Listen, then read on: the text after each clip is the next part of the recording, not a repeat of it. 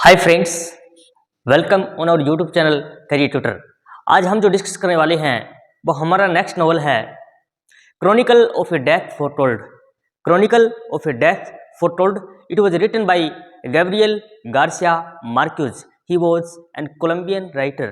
तो चलिए स्टार्ट करते हैं। So chronicle of a death foretold. Chronicle का मतलब जो होता है वो होता है a record of things that happened. A record of things that happened. मैं आपको एक छोटा सा ओवरव्यू देता हूँ। ये पूरी की पूरी जो स्टोरी है ये ऑनर किलिंग के ऊपर बेस है। Honour killing. ऑनर किलिंग का आपको पता होगा, अगर नहीं पता तो एक बार सर्च कर लेना। ऑनर किलिंग का मतलब होता है कि अपनी सम्मान को बचाने के लिए किसी की हत्या कर देना। और ये इंडिया में अक्सर ऐसा बहुत बार होता है और पास्ट में भी हुआ है, प्रेजेंट में भी हो रहा है और फ्यूचर में भी ऐसा होता है। ऑनर किलिंग हम सभी जानते हैं। न जाने इतनी कितनी सारी हत्याएं जो हैं वो सिर्फ एक सम्मान के लिए, एक रेपुटेशन के लिए, एक ऑनर के लिए हत्याएं होती हैं और ऐसा समाज में चलता चला आ रहा है। तो ऐसा ही कोलंबिया के अंदर एक घटना घटती है जिसको गैब्रियल गार्सिया मार्क्यूज है वो इसको पोर्ट्रेट करते हैं। और ये एक नोवेल नहीं है, नोवेला है। It is not an novel but it is a novella. Novella का मतलब होता है कि ये नोवेल का शॉर्ट रूप है। ये लगभग 82 पेजेस के अंदर लिखा गया है। तो चलिए स्टार्ट करते हैं। It is a novella written by Colombian author Gabriel Garcia Marquez. इसको लिखने वाले ये राइटर हैं और ये कोलंबिया से बिलोंग करते हैं। And it was published in 1981 in Spanish language. ये बहुत इंपॉर्टेंट पॉइंट है कि 1981 के अंदर पब्लिश होता है और ये स्पेनिश लैंग्वेज के अंदर इसको क्या है, पब्लिश किया जाता है। क्योंकि कोलंबिया की जो मेन लैंग्वेज है वो क्या है, स्पेनिश। इसको स्पेनिश में इसको लिखा जाता है मगर बाद में इसको मनी अदर लैंग्वेजेस के अंदर इसको ट्रांसलेट किया जाता है। So it was written by non linear style. इसका जो स्टाइल है वो क्या है, नॉन लीनियर है। So it is a story. ये किसकी स्टोरी है, ऑफ सैंटियागो नसर। सैंटियागो नसर है ये, इसका विलेन कह सकते हैं, हीरो कह सकते हैं, जिसकी हत्या की जाती है। किसके लिए, ऑनर के लिए। तो सैंटियागो नसर जो है क्या है, hero, murder. It is a story of Santiago Nasar's murder. ये सैंटियागो नसर की जो है इसमें हत्या दिखाई जाती है। He was fated to die under the knives of the Vicario brothers. He was fated to die, उसका मरना निश्चित होता है। Under the knives of Vicario brothers. ये दो भाई हैं, इनकी जो एंजेला विकारियो जो है इनकी सिस्टर है और उसके सम्मान के लिए ये Pedro and Pablo two brothers हैं, ये इसकी सैंटियागो नसर की हत्या करते हैं। At the specific time and place that the event happens. और ये टाइम और प्लेस जो है फिक्स है, कुछ घंटों में ही ये डिसाइड करते हैं कि हमें उसकी सैंटियागो नसर की हत्या करनी है, उसका बदला लेना है। So it is based on A true story that took place 30 years अगो। ये किसके ऊपर बेस है, एक ट्रू स्टोरी के ऊपर बेस है और जो 30 साल पहले घटी है। यानी कि ये 1981 में इसको लिखा जाता है तो 1951 की एक ट्रू स्टोरी है। It is A true story based on 1951। 1951 में एक ट्रू घटना घटती है, उसके ऊपर इसको लिखा जाता है 30 years ago in Colombia before this novella was written, this novella was published. यानी कि 30 साल पहले एक सच्ची घटना के ऊपर आधारित इस नोवेल को लिखा जाता है। बाद में इसके ऊपर फिल्म भी डॉक्यूमेंटेड की जाती है। तो एक छोटी सी बायोग्राफी है। इसके बाद में हम बढ़ते हैं इसके मेन प्लॉट की तरफ। तो चलिए फ्रेंड, ये एक प्लॉट है और इस प्लॉट के द्वारा हम उस पूरे के पूरे नोवेला को अंडरस्टैंड करते हैं। तो आपको इस वीडियो के एंड तक बने रहना है और मुझे आशा और उम्मीद है कि आप बने रहेंगे। और मैं इस नोवेल को मात्र 5-10 मिनट में पूरी की पूरी प्लॉट को समझा के इसको वेल अंडरस्टैंड करेंगे हम। तो यहाँ पर एक विकारियो फैमिली है, एक नसर फैमिली है और एक बायाडो सान रोमन की फैमिली है। ये 3 फैमिलीज हैं। विकारियो फैमिली के अंदर वैसे तो बहुत सारे कैरेक्टर्स हैं इस नोवेल के अंदर, लगभग 80 कैरेक्टर्स हैं और लगभग 22 जो हैं वो मैन कैरेक्टर हैं, मगर हम सभी को डिस्कस नहीं कर सकते। लेकिन जो मैन थीम है वो इन कैरेक्टर्स के द्वारा हम समझ सकते हैं।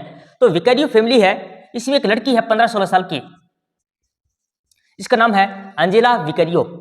एंजेला विकारियो और इसके 2 भाई हैं, पेड्रो एंड पेब्लो। आप पेड्रो और पेब्लो को आप ये भी कह सकते हैं, थोड़ा सा नाम याद ना रहे तो आप इसको पपलू कह सकते हैं। ये पपलू हो गया और ये चपलू हो गया, तो ये याद रख लेना है। पपलू और चपलू को 2 ब्रदर हैं। एक नसर फैमिली है जो अरब कंट्री से आए हैं, इब्राहिम नसर और प्लेसिडा लिनेरो। तो ये जो हैं ये सैंटियागो नसर जो है इसकी पेरेंट्स हैं, यानी कि इनके फादर हो गए और ये मदर हो गई, ये हस्बैंड और वाइफ हो गए, इब्राहिम नसर और प्लेसिडा लिनेरो। इनका बेटा है सैंटियागो नसर। इनके घर में दो मेड रहती हैं। ये मेड है, नौकरानी है, विक्टेरियो गुजमैन और इनकी बेटी है डिवीना फ्लोर। तो ये इनके घर में रहते हैं, जो साफ सफाई और रोटी पानी जो भी है काम है करते हैं। दो फैमिली होगी। अब ये जो सैंटियागो नसर है ये इश्कबाज लड़का है, यानी कि ये आशिकी में चूर रहता है, घर पे कोई प्रॉब्लम नहीं है, काम करने वाले हैं। तो ये सिर्फ क्या है, एक लवर है, इश्कबाज कह सकते हैं। और इसकी एक गर्लफ्रेंड है, ये इसकी गर्लफ्रेंड है फ्लोरा मिगुल, और ये इसका बहुत अच्छा परम मित्र है क्रिस्टो बेवडा। तो ये आपको छोटी सी कहानी समझ में आई। ये इश्कबाज लड़का है और इसका चर्चे जो हैं वो पूरे इस टाउन के अंदर है जहां पर रहते हैं। पूरे टाउन में इसको एक इश्कबाज लड़का, एक इश्क में चूर लड़का माना जाता है। तो जो विकारियो फैमिली है, यहाँ पर बायाडो सान रोमन जो है, इनकी फैमिली जो है वो इस शहर में आते हैं विकारियो फैमिली के पास। और वहां पर ये देखते हैं कि ये जो विकारियो अंजेला विकारियो है, ये काफी खूबसूरत लड़की है और काफी हैंडसम है, ब्यूटीफुल है। तो ये जो फैमिली है ये काफी रिच है। इसका फादर जो है वो आर्मी ऑफिसर होता है, आर्मी ऑफिसर, कर्नल कह सकते आप। ये इनके घर पे आते हैं और ये जिस टाइप की लड़की इनको तलाश चाहिए थी तो उसी टाइप की लड़की मिल जाती है और इसको राजी कर लेते हैं, क्योंकि काफी वेल्दी फैमिली होती है। तो बायाडो सान रोमन जो है वो इससे शादी का प्रपोजल करता है अंजेला विकारियो से, और इनको मना लेते हैं और शादी हो जाती है।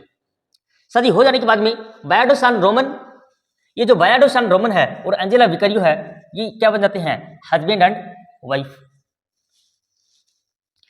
अब शादी होने के बाद में जो वेडिंग नाइट होती है उसमें बायाडो सान रोमन को पता चलता है कि अंजेला विकारियो क्या नहीं है, वर्जिन नहीं है।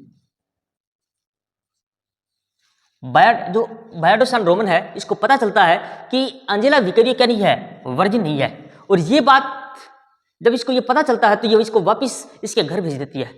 बायाडो सान रोमन इसके वापस घर भेज देता है और ये अंजेला विकारियो जो है इसकी मदर इसको फोर्स करती है कि आपको क्यों भेजा गया। तो ये बताती है कि मुझे वर्जिन न होने की वजह से मुझे यहाँ पर भेज दिया है। तो अब ये पेड्रो और पैब्लो यानी कि पपलू और चपलू जो है, ये इनको पता चलता है, इनकी मदर जो है विकारियो फैमिली की, ये बताती है कि ये तलाश करो कि अपनी लड़की की वर्जिनिटी को किसने खोया है, उसकी वर्जिनिटी को लूज किसने किया है। तो इसके ऊपर फोर्स किया जाता है अंजेला विकारियो को, और ये फोर्स करने की वजह से ये जो शहर का जो इश्कबाज लड़का है इसका नाम ले लेती है सैंटियागो नसर परिसर में आकर के।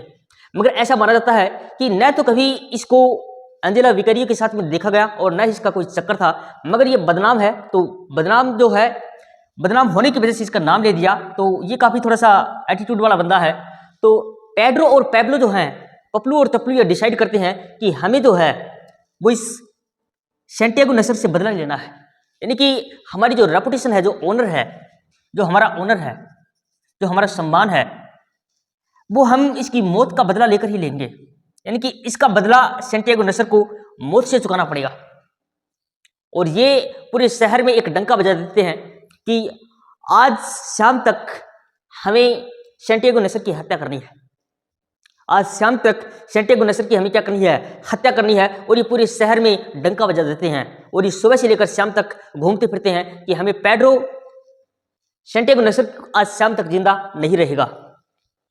अब यहां पर एक क्लोटिल्डे अरमेंटा जो है ये एक दूध की शॉप चलाती है और ये उस शहर का एक मैन अड्डा होता है।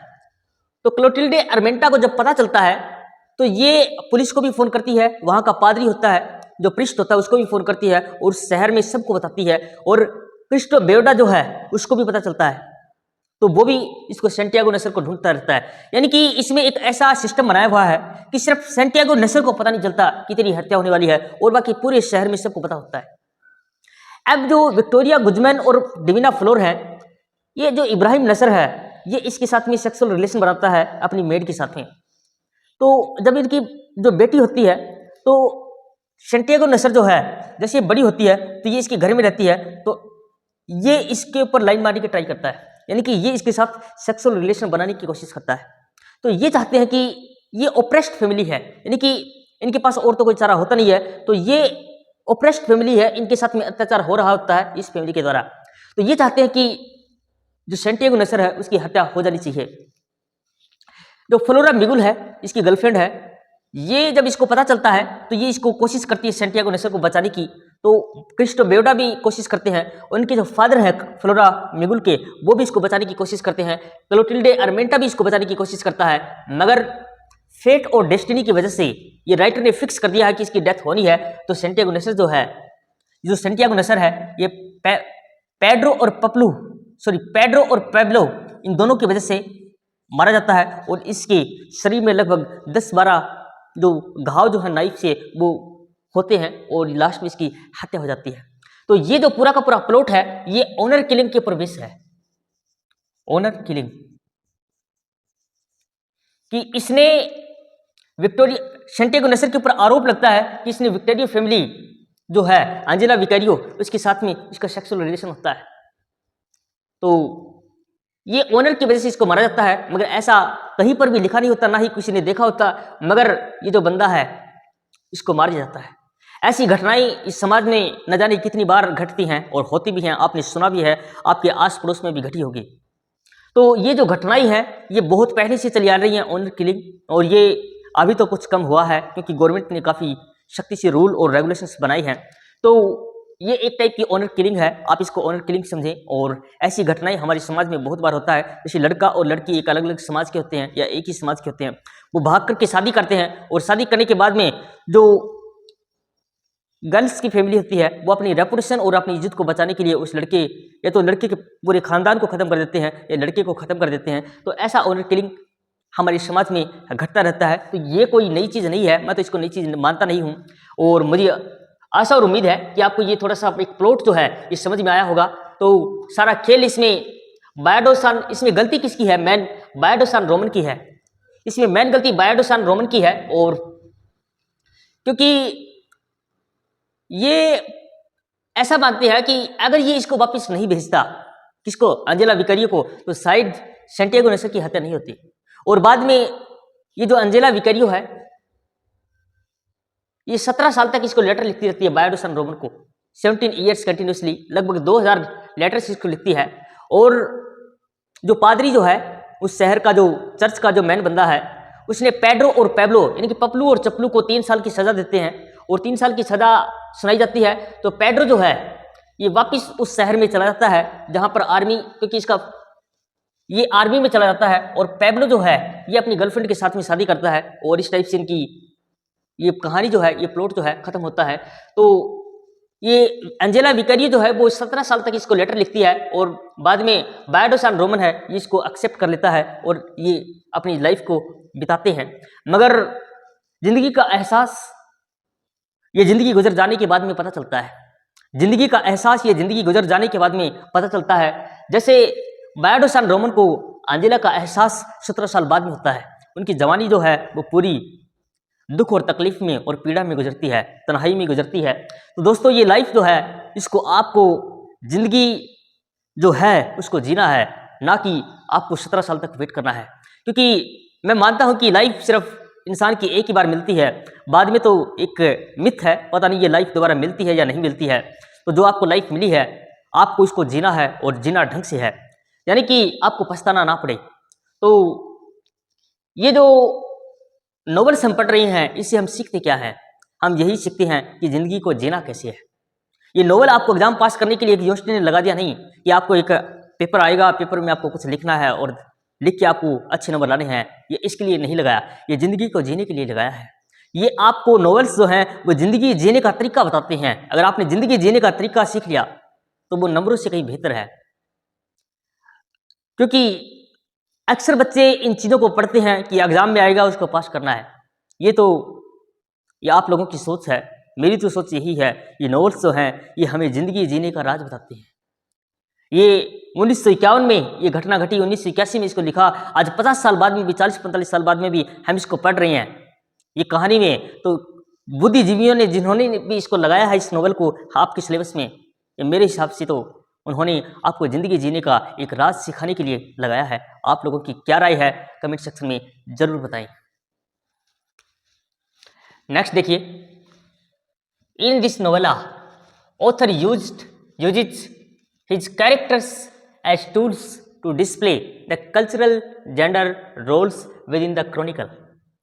ये जो नोवेला के अंदर है, जो ऑथर जो है वो यूजेज क्या करता है, हिज कैरेक्टर्स एज टूल्स, इन कैरेक्टर्स को एक टूल की तरह यूज करता है, क्या करने के लिए, to display the cultural gender roles within the chronicle. यानी कि इसमें जेंडर रोल्स को दिखाया गया है। कैसे? ये जो थीम जो है, chronicle of a death foretold touch a universal concern, touch on universal concerns, यानी कि ये सार्वभौमिक सत्य है। ये ऐसा नहीं कि कोलंबिया के अंदर ही ऐसा हुआ है, ये इंडिया के अंदर भी ऐसा होता है, ये पाकिस्तान के अंदर भी ऐसा होता है, ये अमेरिका के अंदर भी ऐसा होता है, ये सभी कंट्रीज के अंदर ऐसा होता था, मगर आज तो इसको इग्नोर कर दिया जाता है। आज हम 21st सेंचुरी के अंदर लीड कर रहे हैं, तो आज ऐसा एक्सेप्ट कर लिया जाता है, मगर 19th और 20th सेंचुरी के अंदर ऐसा नहीं होता था। Including males honour crimes of passion, यानी कि इसके देखिए, the themes in Chronicle of a death foretold touch on universal concerns including male honour crime of passion, यानी कि जो क्राइम जो है वो पैशन होता था, लॉयल्टी एंड जस्टिस। इसके अंदर जो मेन जो थीम है वो ओनर है, क्योंकि सेंटियागो नेसर की हत्या किसकी वजह से होती है, ओनर की वजह से। रिवेंज, पैब्लो एंड पेड्रो, यानी कि पपलू और चपलू जो है वो रिवेंज करते हैं वर्जिनिटी के लिए। सेक्स रोल्स का भी बहुत बड़ा रोल होता है, क्योंकि जो एंजेला विकैरियो है उसकी जो वर्जिनिटी लूज होने की बात होती है, तो सारी जिम्मेवारी कौन लेते हैं, विकैरियोस ब्रदर, जो कि पेड्रो और पैब्लो हैं, उनके ऊपर कंधों पे आ जाती है कि अब तो इसका बदला लेना ही पड़ेगा। समाज ने इसको क्या किया, फोर्स किया। डिसेप्शन, डिसेप्शन का मतलब होता है कि इसने धोखा किया, इसने पुलिस बनाया, इसने लोगों को, किसकी वजह से, यानी कि शायद कुछ क्रिटिक ऐसा भी मानते हैं कि जो एंजेला विकैरियो है उसने किसी अपने कुछ खास लवर को बचाने के लिए उन्होंने सेंटियागो नेसर की हत्या करवाई। अगर वो उसको नाम बताना पड़ा मजबूरी में, और वो उसने झूठ बोल करके उसने किसका नाम लिया, सेंटियागो नेसर का, और वो बदनाम हुआ एक इश्कबाज के लिए, क्योंकि उसका नेचर, उसका स्वभाव ऐसा था। तो हर लोगों ने इसके ऊपर क्या किया कि हाँ वो ऐसा कर सकता है, मगर उसने किया नहीं। सो मेरा जो कंक्लूजन वो यही निकला, बाकी आप अपना कंक्लूजन निकालते रहना। इन दिस टाउन, इस शहर में, girls are consider a delicate flowers. मेरा तो कंक्लूजन ये निकला कि इस टाउन के अंदर जहां पर ये घटना घटी, यहाँ पर girls are consider a delicate flower, यानी कि बहुत नाजुक फ्लावर जो हैं वो गर्ल्स को कंसिडर किया है। वेयर, जहां पर ए वुमेन्स ग्रेटेस्ट ऑनर, जहां पर वुमेन्स का ग्रेटेस्ट ऑनर क्या है, इज हर वर्जिनिटी, यानी कि इसमें सेंटियागो नेसर की हत्या सिर्फ वर्जिनिटी की वजह से हुई है। तो वुमेन का जो सबसे ग्रेटेस्ट ऑनर जो है वो वर्जिनिटी को माना है इस नॉवेल में। And an assault of honour, और अगर कोई उसके साथ में खिलवाड़ करता है, अगर किसी लड़की की वर्जिनिटी के साथ में खिलवाड़ करता है, तो उसको क्या मिलेगी, पनिश्ड बाय डेथ, उसको मौत की सजा मिलेगी। तो ये एक छोटा सा मेरा कंक्लूजन था, आप देख लेना अपने हिसाब से।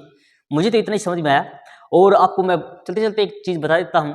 तो जो गैब्रियल गार्सिया मार्क्वेज है, उनको 1982 के अंदर नोबेल प्राइज इन लिटरेचर मिला है।